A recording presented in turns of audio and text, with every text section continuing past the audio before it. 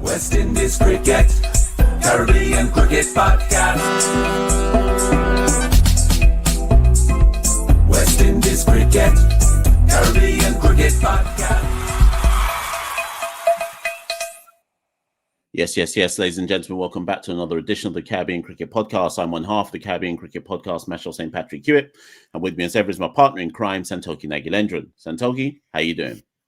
Yeah, all good, Mash. And, we're here to review day one of India versus West Indies, second test in Delhi. And, Mash, I've been thinking long and hard about it, since the day's close. And, it was a tight contest, but, I'm willing to say I think India have the advantage on this one. 318 for 2. I mean, it's a tight one, but Mash, but I think India can take this day. Yeah, only just. I think it's marginal, but I think...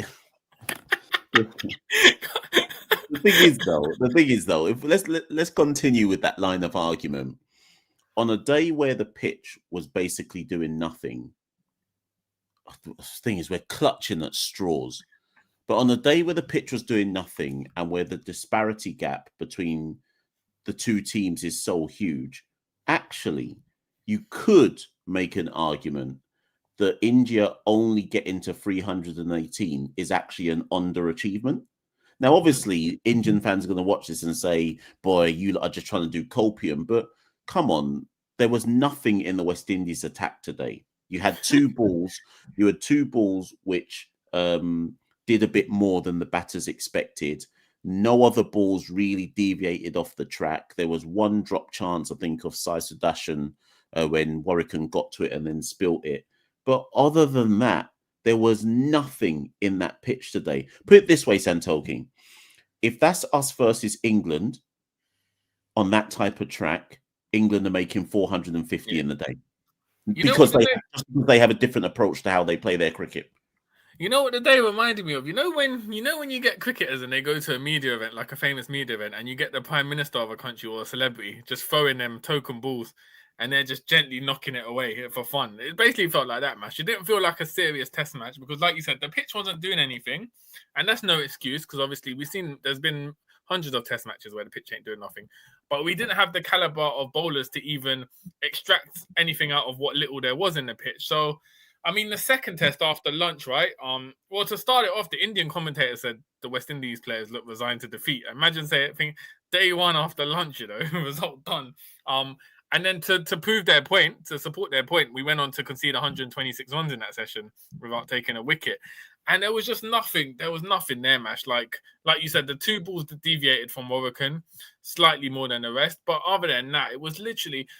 When we said yesterday, we weren't joking. If India were going to come out and bat, you might as well sleep. Because if anyone who's watched that or watched every ball of that session of the day, what did you really gain from it? What did you learn? Even from an Indian perspective, what have you learned? All you've learned is that you've got good batters, right? But there was no real test. There was no competition between bat and ball. And realistically, the only question we have to wonder is, will India declare slightly early on 450 again, or will they push for a mammoth score just because this is the second test and they want to get their, particularly Jaiswal might want to get a massive score against West Indies. But the result's done and done. India, we kind of knew it already, but with this score, 318 for 2, they can't lose. I mean, the pessimist in me would say they could even declare overnight and bowl us out twice tomorrow. And yeah, 100%. I would if India really wanted to test themselves, declare now. If they're really a bad man's side, declare now and bowl us out twice in one day because it's possible. It's definitely possible. If they want to test themselves and make this a competition, declare overnight. And it would be a piss take, right? And it would indicate how little anybody rates the West Indies. But India have to ask themselves, what do they want to get out of this match, right? Jaiswal's on overnight is on 173. If he wants to, Jaiswal can go on to make 300 plus pretty easily on this track. So I'm interested to know, what do India want to get out of this? Because the gap between the two sides is so huge that, and the thing is, Santokie, right? India are going to make, let's say 600. What is it now? 318 for 2. Let's say they bat all the way to at least T tomorrow. They'll be on something like 550, right? Is there a chance, Santokie, that the West Indies might get somebody who scores a 50? I mean, there's a chance. It depends on what you're giving that chance. 0.1%. But bro, like, so Jaiswal's on 173. KL Rahul made 38 before one spun from out of nowhere and got him stumped. Sai Sudarshan, who I don't think is very good, he made 87, but that was, to me, that was a crap 87. He was dropped as well on like 40 something or 50 something. That weren't an impressive 87, but he still made 87, right? Shubman Gill's on 20 from 68. Surely, even with the fact that India's bowling attack is 10 times better than ours for this wicket, surely one West Indian batter can apply themselves and score 150. Just make us leave with something. 150. Surely someone can score a 50 on this track. But the thing is, Mash, if West Indies won the toss and went into bat today, I'm pretty sure we'd still be out for under 200. I can't imagine us scoring more than 200, right? Even on a pitch like this. So I think tomorrow, and we know what the quality India have. And remember, Bumrah, he's bowled like one day in total for this so far in this series. He's going to be well rested. Oh, it's Siraj the same. They're going to come at us. If someone can get a 50, it will be a moral victory, as Darren Sammy will say. I just think it's very unlikely. I can imagine someone getting like an Athanaze again, 35 to 40. To go past that 50, we've just been incapable of it. But I guess that leads to the first talking point, Mash. One person, if you were to say before the series who could get a 50, who you'd like to think would be like a Brandon King, right? Coming into middle order. Today, we saw West Indies make 2 changes ahead of the test. Brandon King out, Tevin Imlach in, Johan Lane out, Anderson Phillip in. Now, before we get on to King, I think the Johan Lane one's interesting because me and you said, surely Phillip's going to come in for Johan Lane, right? But what was interesting was in the West Indies press release, or what they told the media, Johan Lane had a shoulder injury. Yeah. So the fact they put that note in leads me to conclude that if Johan Lane was fit, he would have started the second test.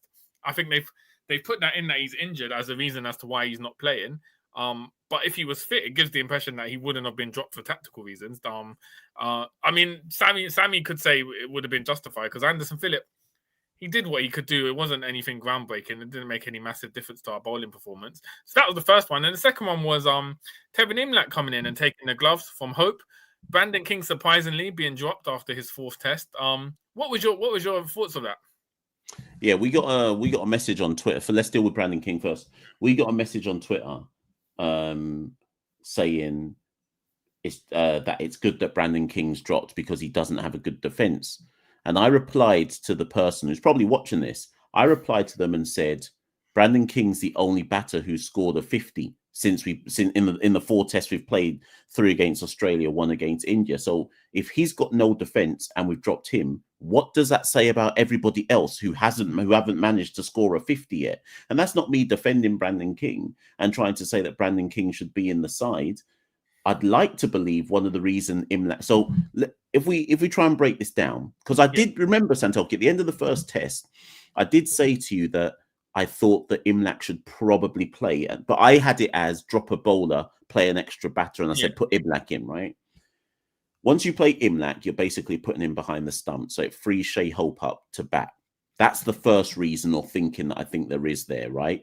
But I do wonder as well, Santokie, how much of King being left out and Hope not wicket keeping is about the fact that we have 6 limited overs games straight away. As soon as this test is over, we go straight to Bangladesh and we got 6 limited overs games. Soon as Bangladesh is over, we're basically a few weeks later, we have to go to New Zealand. King and Hope will be there for that, you would assume. So I also wonder how much of it was some element of strategy and workload management, in so much as they want Hope to work out as a batter, but they know that versus India, he's going to have to be in the field behind the stumps for at least a day and a half minimum whenever India come to bat. So maybe they just said, we got to free Hope up because it ain't helping him having to wicket keep for 160 plus overs and then expect him to then score a 50, right? So maybe they just wanted to free him up. And then when they looked at all the batters, Campbell's not in the limited over squad. Tage isn't in the limited over squad. Chase is, but Chase is captain. Afanase, in fairness, he is in one of the limited over squad. And maybe they just thought, you know what? King's the easiest one to leave out because he's got some cricket coming up regardless. I don't know, Santokie. Maybe I'm overthinking it, but maybe that could be a came valid in. theory as well. I mean, the only other thing would basically be they were cutthroat, and they essentially thought Hope as a pure batter has more potential capabilities than Brandon King as a batter. And so we're going to basically essentially sacrifice King, right? And so we can free up Hope with the gloves and bring Imrak in as a wicketkeeper. Because you'd think as well, if it was to do with the white ball, surely Hope would have more of a case to be rested because he's the captain as well for the white ball sides. So he'd have to use up more energy in terms of that. But yeah, it's an interesting one because I think obviously Sammy obviously rates King highly. He's put him in for all the squads. Let's just see Samrat. I just felt sad. BCCI, please pay these guys not to come here ever. How much you got to pay them? Yeah, give us 10 million and we'll never tour India again. No, but you know what? Yeah, I'm going to look at Samrat's comment and say it's what I told you. Like even Indian fans wouldn't enjoy watching this, right? Because why would you want to watch? You want to watch a competition, right? Like something like India's last series against England, where it went down to the last ball of the last day, and it was like a tense match finishing 2-2 the series. Who wants to watch this?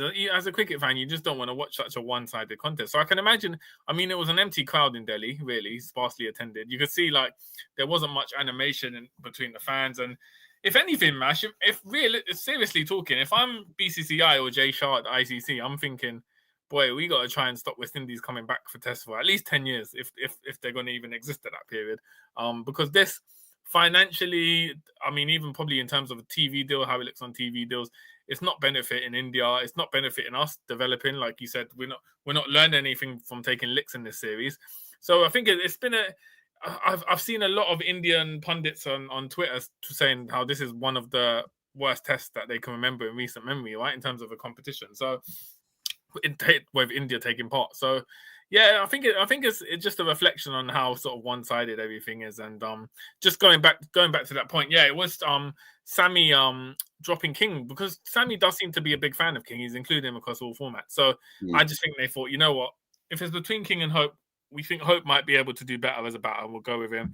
And then what do you take on the Johan Lane thing? Do you think I'm reading into it too much with the shoulder? Because for me, to include that he was injured gives the indication that that's the reason why he's out rather than anything else. Yeah, I was surprised to see the inclusion of, I can't remember what they said the injury was, left shoulder injury or something like that. When I saw that, I'm not going to lie to you, I saw that and was like, why have they told me what his injury is? He shouldn't be in the team anyway, right? But then I don't think you're reading too much into it. I'd like to believe that the only reason they told us his injury is because he's just injured and they felt like we should let people know that he's injured. But surely they wouldn't have played him again. Like, I don't know. What I will just say though, the one thing that we should just point out is I do wonder if this pitch at Delhi is deliberate, right? In terms of it just being a bit of a road initially. Now there are some Indian fans who are awake watching this right now, so they can give us their view.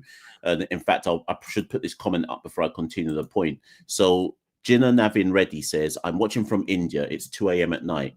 You guys need to change your timings. Most people who like to watch your channel are already asleep.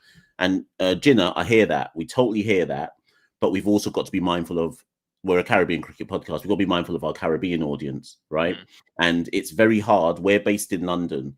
It's very hard to put a time in for a podcast where Santokie and I are both still awake, and which will catch a Caribbean audience. And yes, we know that the Indian audience are wanting to watch us as well. So it's always a juggling act to get the right timing. But that notwithstanding, Jinnah, and for the Indians who are with us, big up any of you who are awake in the early hours of the morning, I do just wonder, is there any mileage, Santokie, in India telling their pitch curators, make sure this pitch is good for batting so that West Indies can at least make 250 runs?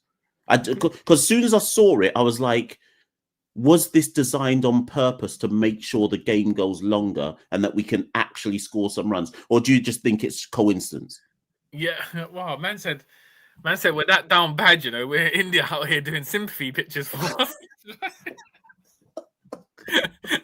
I said they tried to loan us a few of their 18 batters, like to try help the cause for West Indies. But yeah, that could be. Do you remember in 2022 when we played England and the pitches were just flat in the Caribbean, and obviously everyone said, and I think it was proven correct that West Indies did it because they wanted the matches to go into 5 days, just because of the revenue and there's a competition. So that's a valid theory. I mean, India could also be doing it just so their batters can get runs in them before they play South Africa.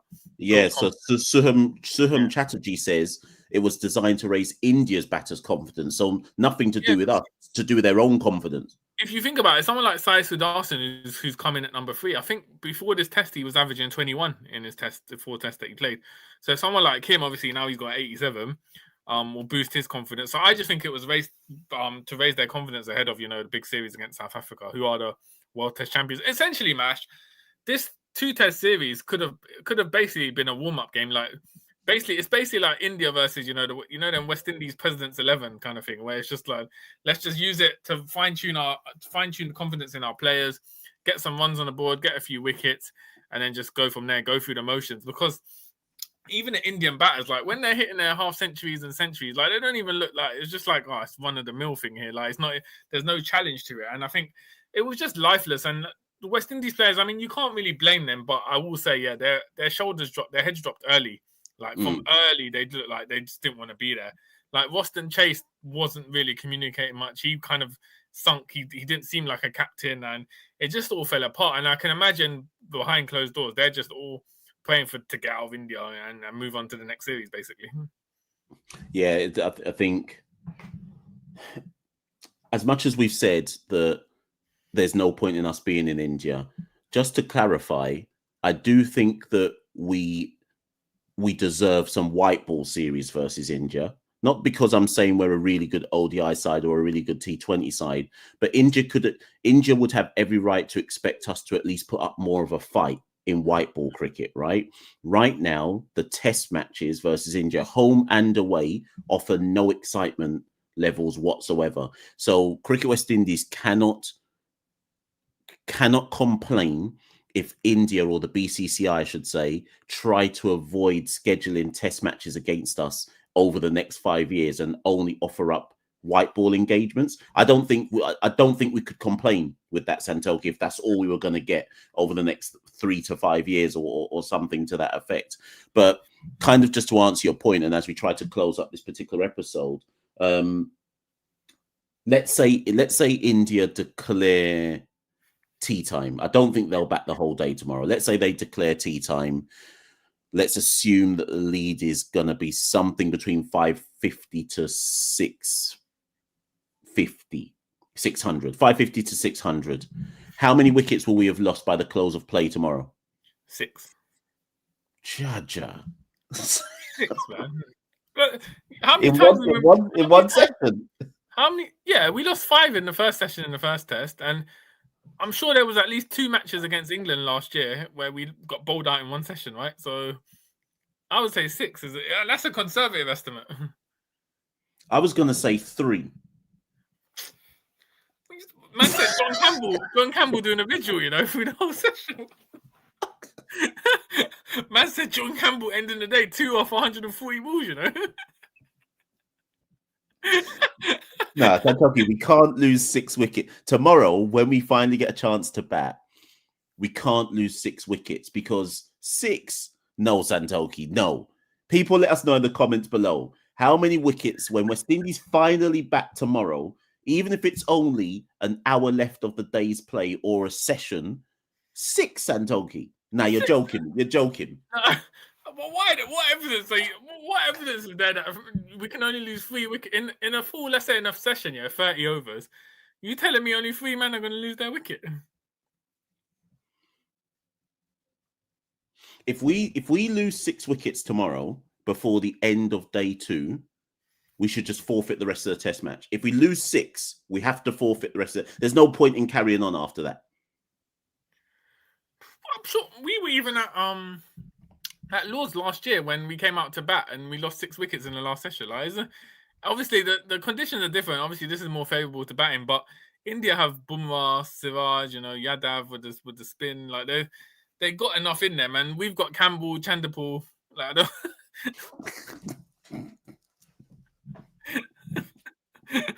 So I'm sticking with my 6. I don't know what you lot are saying, but I think 6 is a realistic estimate, you know. I don't even know why I'm asking you this question, but I better ask it to you. Whenever India do declare tomorrow, are they batting again in this test match? No. Yeah, see, I think no as well. Whatever India make, I think that's it. They're not batting again and that's why I think they might as well bat for as long as they want, because they must know deep in their heads, they must know if we get past 500, we ain't batting again. So if someone, that's why I keep saying Jaiswal's on 173. Do you think Jaiswal has the hunger to score a real big one? Do you think he's targeting 300 plus? Yeah, I think he will be, definitely. I think all batters would be. It depends on whether the coach Gambir will let him, but he's got enough time, more than enough. And the thing is, Jaiswal's attacking, right? So he can just go on the attack tomorrow. So I can see him getting to 300, and that might be the point where they declare. Who knows, if he scores fast enough, man might be looking at that Lara record, you know. You never know. It sounds ridiculous, but he's on 173. He's only 127 runs away from 300. And given the way he bats, I could see him being on 300 by just after lunch. Listen, if Jaiswal breaks Lara's record, you know, Lara's going to be vexed. You know, he's going to leave India, Bob. He's in India at the moment, isn't it? Lara said, West Indies players need to show more passion, and the man them are going to show passion to give up his record, cuz.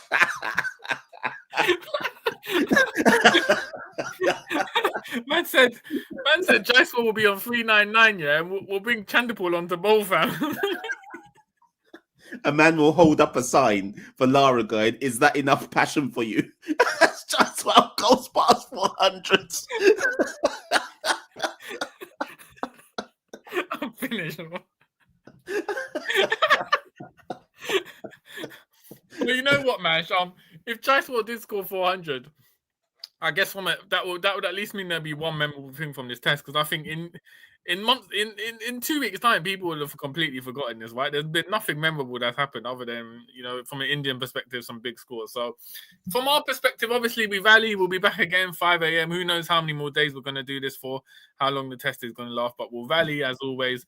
You know, support the Maroon as ever. Support Caribbean Cricket Podcast. We're on Instagram, X, Blue Sky, Facebook, TikTok, and as you can see right below in the ticker, you can support us at patreon.com/Caribbean Cricket. Thank you for all your support. I think we've totaled over about 100k views over the last few videos that we've done. So thank you for everyone watching, whether it be Caribbean, USA, UK. Shout out all the man watching from India at 2 a.m. Yeah. Let me just pick up the Indian fans, because I was looking at our audience metrics over the last however many days. Bare Indian people are tuning in. Enough people have subscribed across the course of this test series as well. So big up anybody from India and the Nepalese as well. When we played Nepal, we had loads of people tune in for that as well. So big up anybody who's found the channel in the course of this series. Thank you for joining the wave and the movement. Yeah, so if you aren't watching this live, good morning, good afternoon, good evening, wherever you are, whatever time, wherever you are in the world. We hope you enjoy, and we'll be back tomorrow with another day play review. Who knows what everything holds for West Indies? Will Jaiswal manage to break Lara's record? That's going to be the big talking point tomorrow. So as ever, you know, we've been the Caribbean Cricket Podcast. That's been Machel. I've been Santokie. We'll see you very soon. Peace, people. West Indies Cricket, Caribbean Cricket Podcast.